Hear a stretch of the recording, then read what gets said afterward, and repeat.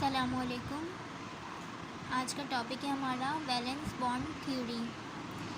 Valence bond theory जो है propose की थी किसने? हिटलर ने और लंदन ने।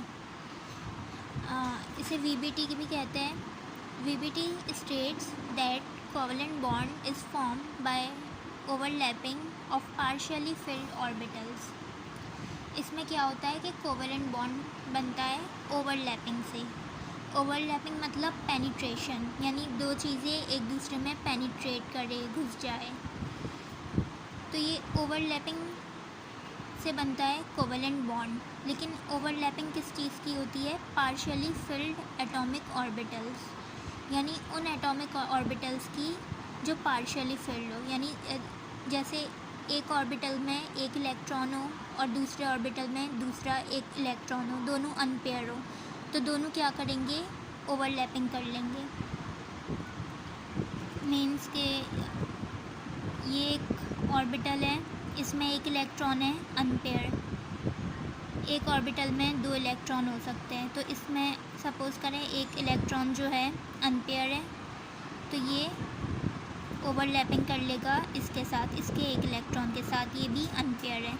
फिर दोनों मिलके दोनों ओवरलैपिंग कर लेंगे इस तरह, इसका एक और इसका एक इलेक्ट्रॉन, इस तरह ये स्टेबिलिटी गेन कर लेंगे।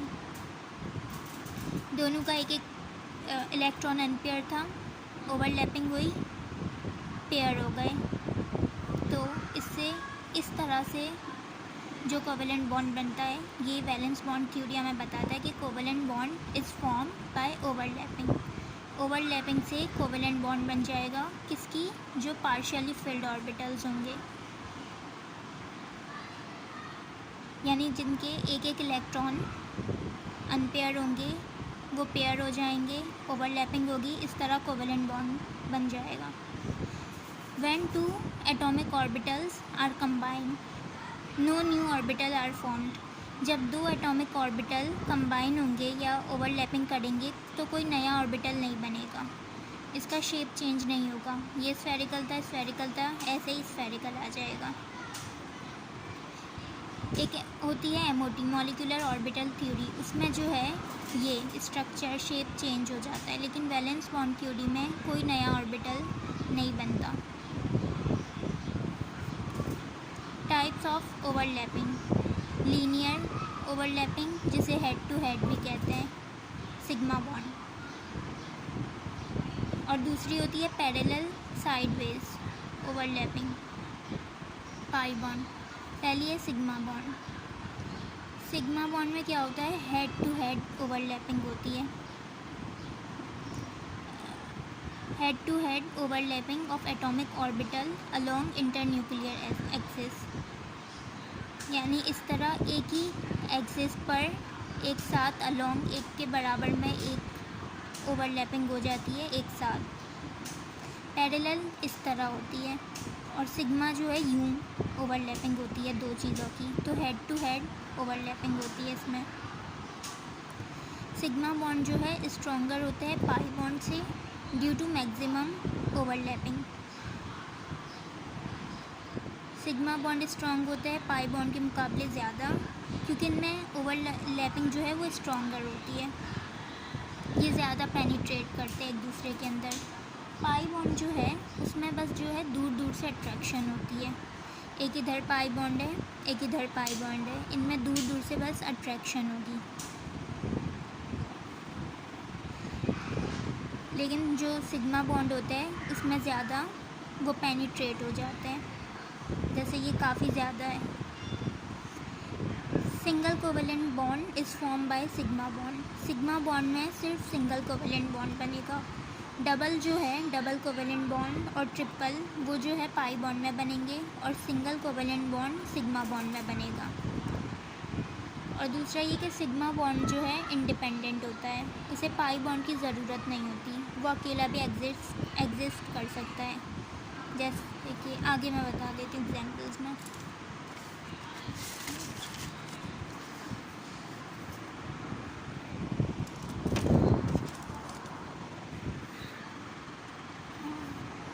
ओवरलैपिंग्स की टाइप में सिग्मा बॉन्ड की भी 3 टाइप्स है। एक है एसएस ओवरलैपिंग। एसएस ओवरलैपिंग में क्या है, हाइड्रोजन का मॉलिक्यूल है, हाइड्रोजन का मॉलिक्यूल है,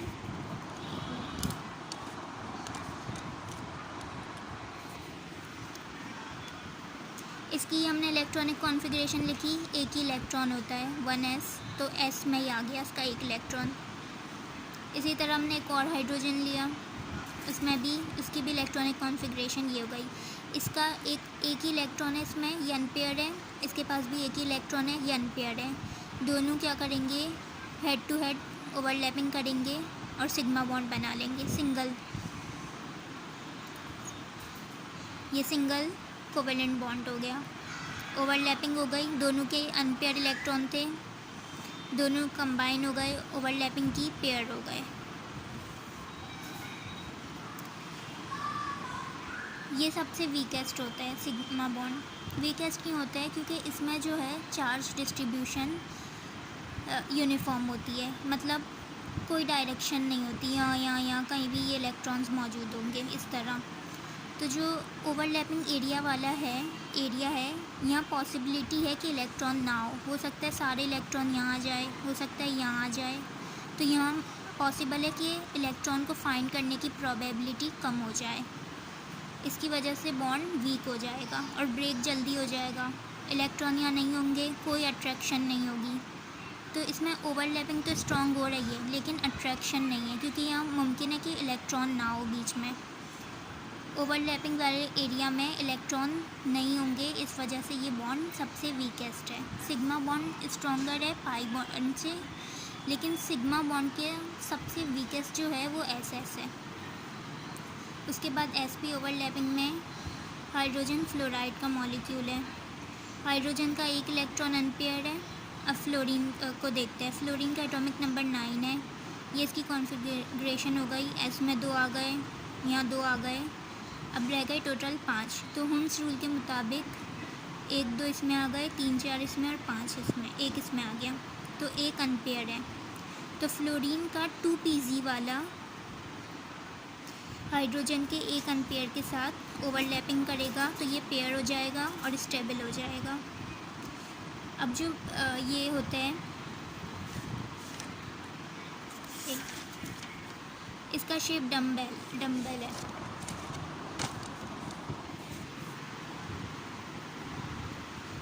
ये पी शेप वाला जो होता है, इसमें जो है इलेक्ट्रॉन यहाँ कॉर्नर पे मौजूद होते हैं।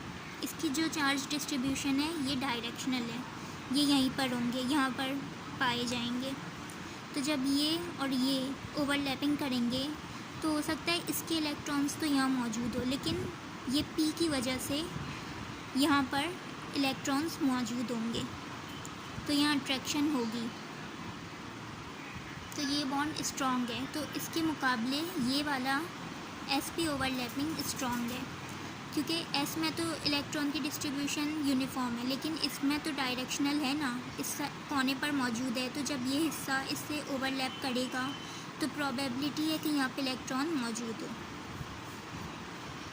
तो ये बॉन्ड स्ट्रॉन्ग होगा। अब पीपी ओवरलैपिंग देखते हैं, इसमें 2 फ्लोरीन के मॉलिक्यूल हो गए, दोनों का पीजी होगा, ये रही इसकी कॉन्फ़िगरेशन, एक फ्लोरीन का पीजी 2 पीजी इसके 2 पीजी से ओवरलैप करेगा, इसका एक अनपेयर, इसका एक अनपेयर, यहाँ पेयर हो गया। अब यहाँ पे देखें, यहाँ ओवरलैपिंग भी स्ट्रॉन्ग है और अट्रैक्शन भी स्ट्रॉन्ग है, क्योंकि दोनों के कॉर्नर्स पे यहाँ इलेक्ट्रॉन्स मौजूद हैं। तो जब ये इलेक्ट्रॉन ओवरलैप करेंगे तो प्रोबेबिलिटी है कि यहाँ पे ओवरलैप वाले एरिया में इलेक्ट्रॉन्स मौजूद हो। जब इलेक्ट्रॉन्स मौजूद होंगे तो अट्रैक्शन स्ट्रॉन्ग होगी, अट्रैक्शन भी स्ट्रॉन्ग है यहाँ पे, ओवरलैपिंग भी स्ट्रॉन्ग है। तो पीपी जो है, सिग्मा का पीपी सबसे स्ट्रॉन्गेस्ट हो गया, इसके बाद एसपी, सिग्मा का एसएस सबसे स्ट्रॉन्ग हो गया, ये सिग्मा का है, ये भी सिग्मा का एसपी और ये पीपी, तो सबसे स्ट्रॉन्ग एसएस हो गया। सबसे स्ट्रॉन्ग पीपी है, क्योंकि इसमें अट्रैक्शन भी स्ट्रॉन्ग है और ओवरलैपिंग भी स्ट्रॉन्ग है। उसके बाद एसपी, इसमें अट्रैक्शन तो हो रही है, इलेक्ट्रॉन तो यहाँ मौजूद है, लेकिन यहाँ ओवरलैपिंग थोड़ी कम है। उसके बाद SS है, इसमें दोनों ही कम है, अट्रैक्शन भी नहीं है और ओवरलैपिंग भी कम है। अब आता है पाई बॉन्ड। पाई बॉन्ड जो है सिग्मा से वीक होता है।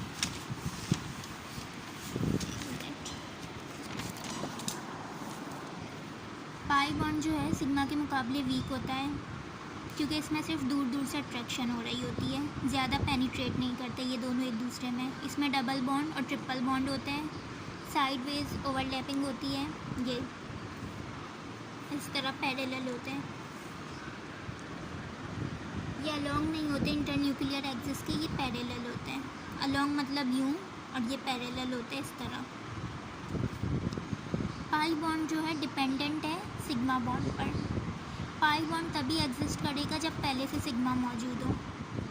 जैसे कि अभी बताया था हाइड्रोजन और हाइड्रोजन, ये सिग्मा बॉन्ड है, इसको डिपेंडेंट होने की ज़रूरत नहीं है पाई पे, ये अकेला भी एग्जिस्ट कर सकता है।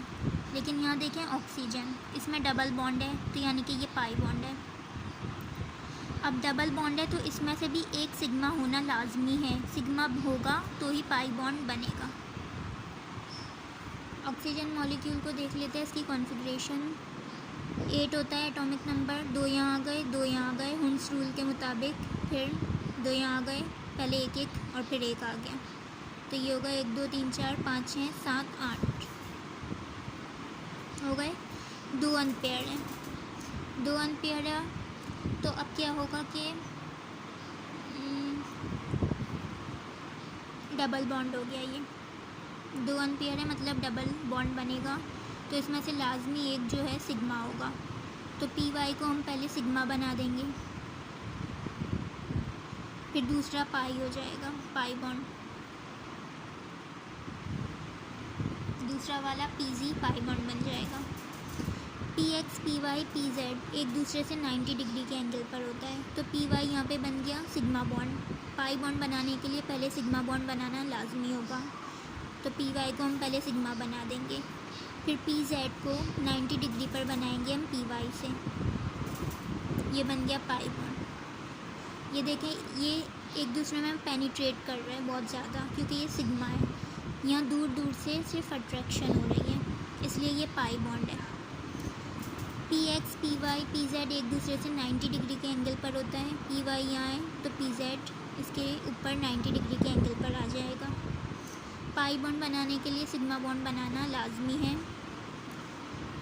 2 अनपेयर थे मतलब डबल बॉन्ड बन रहा है, इसमें से एक सिग्मा होगा और एक पाई होगा, तो पाई बॉन्ड जो है SS के सिग्मा से भी ज़्यादा वीक है।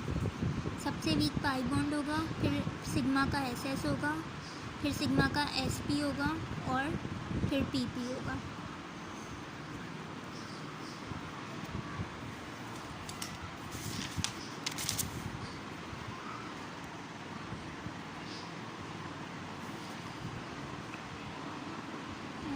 अल्लाह हाफ़िज़।